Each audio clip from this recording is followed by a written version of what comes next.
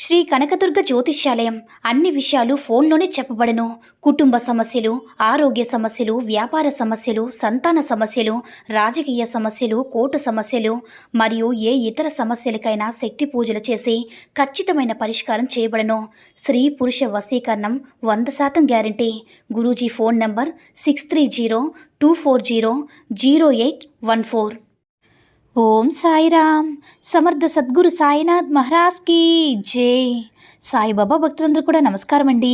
సాయినాథుని ఆశీస్సులతో అందరూ కూడా సుఖంగా, సంతోషంగా, అష్టైశ్వర్య, ఆరోగ్య అభివృద్ధితో ఉండాలని మనస్ఫూర్తిగా కోరుకుంటూ ఈరోజు ఈ వీడియోని మొదలు పెడుతున్నాను. ఈరోజు వీడియో ఏంటంటే, బిడ్డ, నీ జీవితంలో ఏం జరగబోతుందో ఈ చీటీలో రాసిపెట్టి దాచాను, వెంటనే తీసి ఇప్పుడే చూడు అని మన బాబాగారైతే ఈరోజు మనకి చాలా అద్భుతమైనటువంటి సందేశాన్ని అయితే అందించారండి. మరి మన బాబాగారు ఈరోజు మనకి ఎలాంటి సందేశం అందించాలి అనుకుంటున్నారో ఆయన మాటల ద్వారానే విందాము. ఆయన మాటలు వినే ముందుగా ఈ వీడియో కనుక నచ్చినట్లయితే మరికొంతమంది బాబా భక్తులకు రీచ్ చేయేలా షేర్ చేసి లైక్ చేయండి. అలాగే మన ఛానల్ని ఎవరైనా మొదటిసారిగా చూస్తున్నట్లయితే తప్పకుండా సబ్స్క్రైబ్ చేసుకుని మాకు కొంచెం సపోర్ట్ చేయండి. మరి మన బాబాగారి సందేశం ఏంటంటే, బిడ్డ, నువ్వు నీ జీవితంలో ఎదురు చూస్తున్నటువంటి ఒక గొప్ప రోజు కోసం నువ్వు ఎన్నో కలలు కన్నావు. వాటిని నిజం చేయాలని ఇప్పుడే ఈ క్షణమే ఒక మంచి అదృష్టాన్ని ఈ చీటీలో రాసిపెట్టి ఉంచాను బిడ్డ. ఒక్కసారి తెరిచి చూడు, నీ అదృష్టాన్ని ఒక్కసారి పరీక్షించుకో. నీకు కావాల్సిన మాటలు, నీకు జీవితంలో ఏం జరగబోతుందో అన్నీ కూడా నీ చీటీలో దాగి ఉన్నాయి.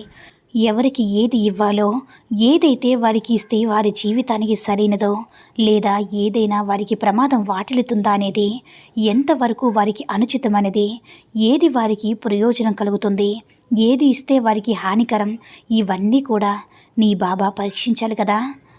అందుకే మనకు తగినటువంటి అభిరుచిని మనకు ఆయన తప్పకుండా అందిస్తాడనే ఆశతో మనం బ్రతకాలి. మనం ఏదైనా ఒక సమస్య వస్తే సమస్యకు పరిష్కారం కోసం దేవాలయానికి వెళ్తాము, అలాగే తప్పకుండా వెళ్ళాలి కూడా. భగవంతుడు మనకి సహాయం చేయడానికి మన వద్దకు వస్తే మరి ఆయన వద్దకు ఎందుకు వెళ్ళలేకపోతున్నాము? భగవంతుడు మనకి సహాయం చేయాలని మనం ఆశిస్తున్నాము. అదేవిధంగా మనం కూడా మన వద్దకు రావాలని ఆ భగవంతుడు కూడా ఆశిస్తూ ఉంటారు కదా. నా బిడ్డలు నా వద్దకు ఎప్పుడు వస్తారని అదేవిధంగా ఎదురు చూస్తూ ఉంటారు. కాకపోతే కొందరికి కుదరవచ్చు, మరికొంతమందికి కుదరలేకపోవచ్చు. బాబా మాత్రం ఇలా అంటున్నారు, నేను మీ చెంతకు రాలేకపోయినా నీవు నా చెంతకు రప్పించుకుంటాను అని. అలాగే నీకు ఎన్ని కష్టాలు ఉన్నా కూడా నా దేవాలయంలోకి నువ్వు అడుగుపెట్టినప్పుడు నీ మనసంతా ప్రశాంతంగా ఉండే విధంగా చేస్తాను అని. కాసేపైనా సరే నీకున్నటువంటి కష్టాలన్నీ కూడా మర్చిపోయేలా ప్రతి ఒక్కటి కూడా నాతో పంచుకోమని నీకు అవకాశం ఇస్తాను బిడ్డ. మీకందరికీ కూడా కుదరకపోవడం వల్ల నేనే స్వయంగా నీ వద్దకు కదిలి వస్తూ ఉంటాను. మీరు చేసేటటువంటి తప్పులన్నింటినీ కూడా నేను మన్నిస్తాను. మీ ఆత్మను పరిశుద్ధం చేస్తాను. మీ ఆత్మవిశ్వాసాన్ని ఇంకాస్త రెట్టింపు చేయడానికి నేను ఎప్పుడు కూడా మీ పాపాలను తొలగించేందుకు స్వయంగా నేనే దిగి వస్తాను. ఇది మాత్రం సత్యం బిడ్డ.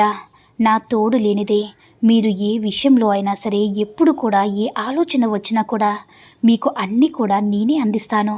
ప్రతి సూచన కూడా నేనే అందిస్తానని భావించు బిడ్డ. అసలేం చేయాలో తెలియక సమస్యలతో అన్ని దారులు కూడా మూసుకుపోయినప్పుడు ఒక్కటైతే బాగా గుర్తుంచుకోవాలి బిడ్డ. ఎప్పుడైనా సరే అది నీ వల్ల కాదు అనిపించినప్పుడు నీ మనసును పూర్తిగా ఈ సాయి వైపు తిప్పు. ఇలా చెప్పు, నేను చెయ్యలేను, అలాగే నా వల్ల కాదు అని. ఏ సమస్య అయినా సరే నిన్ను ఇబ్బంది పెట్టినా, లేదంటే ఏదైనా ఒక కష్టం వచ్చినా ఆ కష్టానికి, సమస్యకు ఇలా చెప్పు, నాకు అండగా నా సాయి ఉన్నాడు. నాకు నువ్వేమీ హాని చేయలేవు. నా నుంచి నువ్వు తప్పకుండా వెళ్ళిపోతావు. నాకు ఎలాంటి హాని కలిగించకుండా, నన్ను బాధించకుండా తప్పకుండా నువ్వు వెళ్ళిపోతావని మాత్రమే అనుకో. ఎప్పుడు కూడా మంచి ఆలోచనతో ఉండు. అప్పుడు నీకన్నీ కూడా మంచిగానే అనిపిస్తుంది. నీకు సాధ్యం కానప్పుడు నేను నీకు సాధ్యం చేసి చూపిస్తాను. నువ్వు బలహీనంగా మారినప్పుడు నిన్ను బలంగా చేసి చూపిస్తాను. నువ్వు మాత్రం బలంగా ఉన్నాను అని మాత్రమే అనుకో. ఎప్పుడు కూడా నిరాశ పడిపోవద్దు.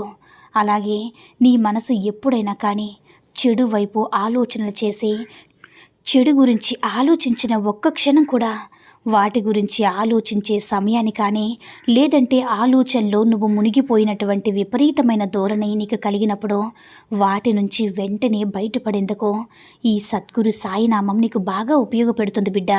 కాబట్టి నీ జీవితంలో భగవంతుని యొక్క నామస్మరణం చేస్తూ ఉండు. అది నీకు ఏదో ఒక విధంగా ఎప్పుడో ఒకప్పుడు తప్పకుండా ఉపయోగపడుతుంది. ఉపయోగపడమే కాదు, నిన్ను నీ కుటుంబాన్ని రక్షిస్తుంది కూడా. నీ జీవితాన్ని నేను ఏ విధంగా ఎంత మంచి బాటలోకి తీసుకుపోతున్నానో నువ్వే చూసి ఆశ్చర్యపోతావు. నేను ఏ విధంగా నలుగురిలో నిలబెట్టబోతున్నానో, గొప్ప ఉన్నత స్థితి కలిగేలా నీకు నీ కుటుంబానికి మంచి దారి చూపించబోతున్నాను. ఎన్ని రోజులు ఆలస్యం జరిగినందుకు ఇప్పుడు నీకు మంచి న్యాయం జరగబోతుంది బిడ్డ. నువ్వే చూసి ఆనందిస్తావు, మనసారా ఎంతో సంతోషిస్తావు. నీ శ్రమ, అలాగే నువ్వు చేసిన కష్టము ఏది కూడా వృధాగా పోనివద్దు బిడ్డ. నీకు నీ జీవితం పట్ల మంచి భావన ఏర్పడే విధంగా నా సహాయం నీకు అందబోతుంది. ఇక నీ బిడ్డలకు నువ్వు ఏదైతే ఇవ్వాలని ఆశగా కళ్ళకన్నావో వాటిని కూడా వారికి మంచి జీవితంతో పాటు, మంచి భవిష్యత్తుతో పాటు అన్ని విధాలుగా వారికి నువ్వు ఏదైతే ఇవ్వాలి అనుకుంటున్నావో అవన్నీ కూడా ఇస్తావు బిడ్డ. వారి ఆనందాన్ని చూసి తప్పకుండా నువ్వు అలాగే మీ కుటుంబం మురిసిపోయేటటువంటి రోజులు వస్తాయి. నేనే స్వయంగా నీ వద్దకు వస్తాను. నువ్వు తప్పకుండా నా ఉనికిని తెలుసుకుంటావు తల్లి. అలాగే ధైర్యంగా కూడా ఉంటావు.